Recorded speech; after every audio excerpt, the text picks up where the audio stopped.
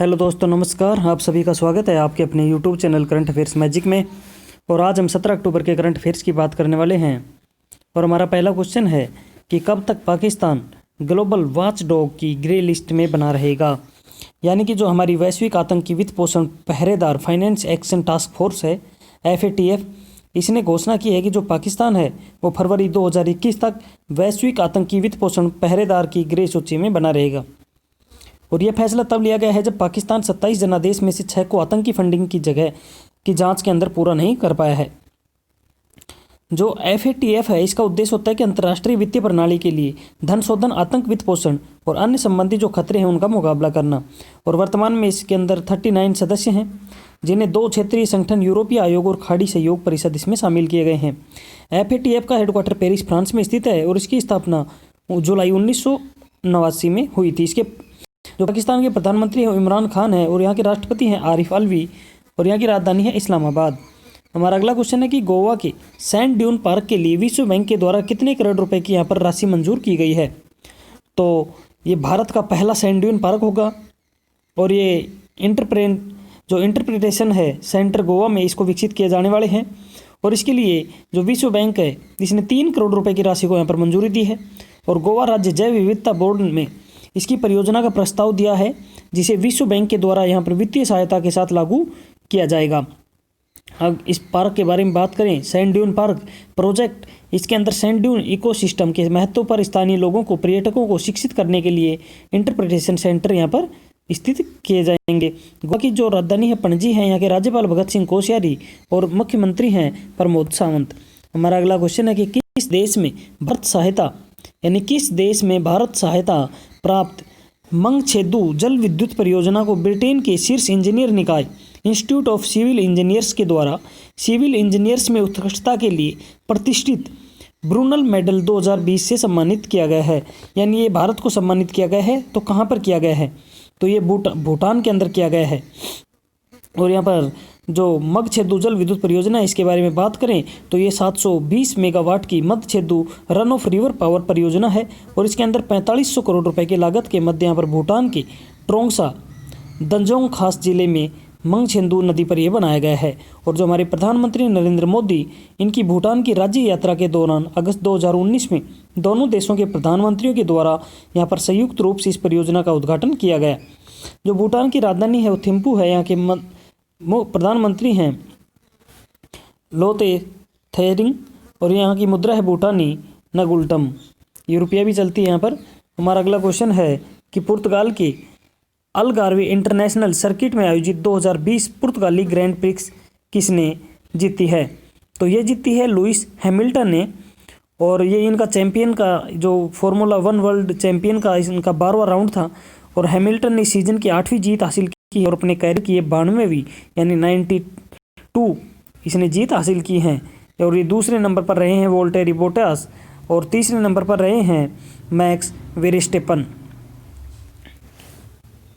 हमारा अगला क्वेश्चन है कि global mobile internet speed ranking में भारत का कौन सा स्थान रहा है? तो इसके अंदर भारत रहा है 131वें स्थान पर, जो 2019 में था ये 121वें स्थान पर।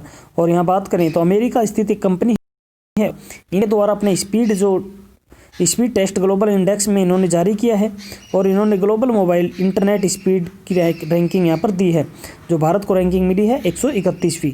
इस सूचकांक 2020 में दर्शाया गया है कि जो वैश्विक औसत डाउनलोड की स्पीड है वो 26 MB/सेकंड है, लेकिन जो भारत की औसत डाउनलोड स्पीड है वो 12.7 MB/सेकंड है।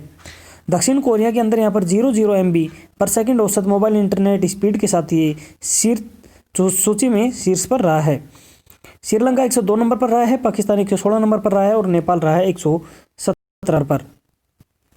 हमारा अगला क्वेश्चन है कि पहली बार ESI योजना यानी कर्मचारी राज्य बीमा योजना यानी एम्प्लॉयज स्टेट इंश्योरेंस स्कीम, ये अरुणाचल प्रदेश तक विस्तारित की गई है पहली बार। तो ये किस राज्य में लागू नहीं है? तो ये जो ESI योजना है ये लक्षद्वीप में लागू नहीं है और लक्षद्वीप को छोड़कर ये सभी राज्यों और केंद्र शासित प्रदेशों में ये लागू है, यानी लक्षद्वीप में ये लागू नहीं है।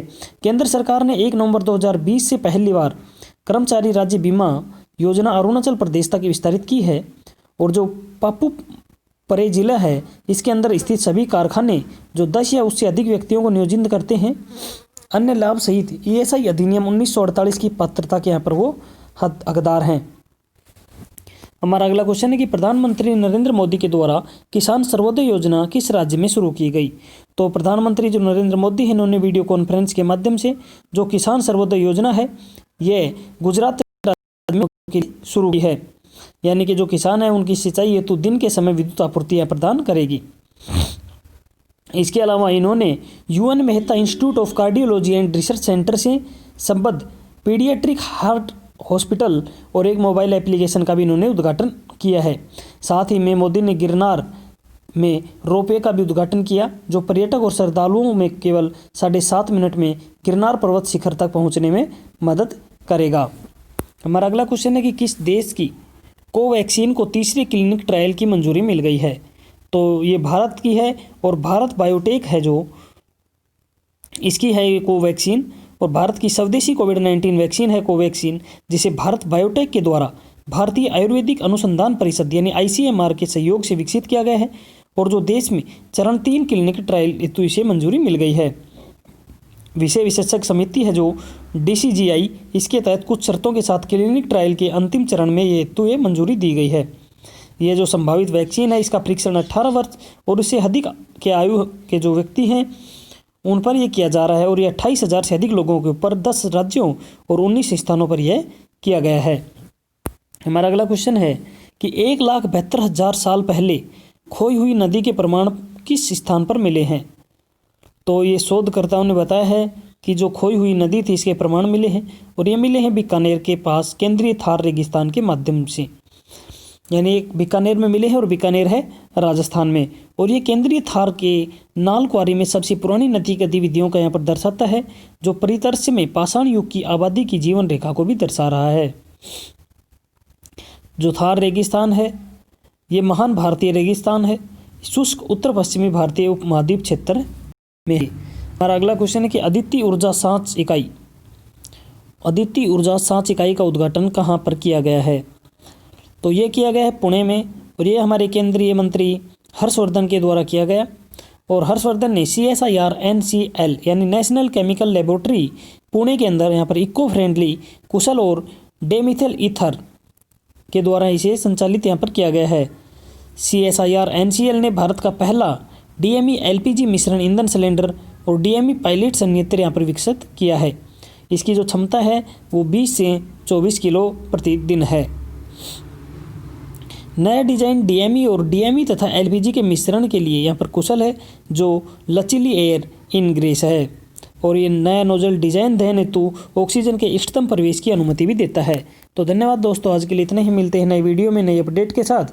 तब तक पढ़ते रहिए, बढ़ते रहिए, और आपके अपने YouTube channel current affairs magic को सब्सक्राइब करना ना भूलें। धन्यवाद।